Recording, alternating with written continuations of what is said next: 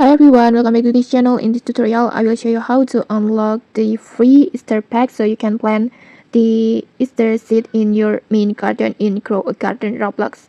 First, just find the angry plant like this NPC, and it will ask for specific items or food. And in my case, it asks for carrot candy like this. So what you need to do is simply give it the items it wants. In here, I want to give it the carrot candy that I have like this.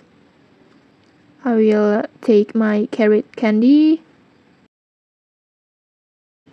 like this, and then I will give it to the angry animal.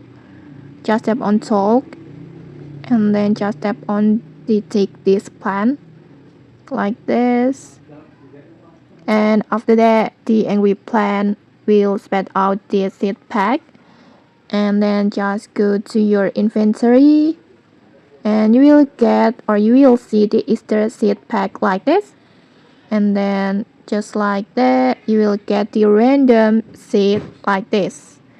And okay, that's it. You will receive an Easter pack like this, and in my case I got the combo, but it might be different for you. And okay, that's it. Super easy, right? If this helped you, don't forget to like, comment, and subscribe for more tutorials. Thanks for watching, and see you.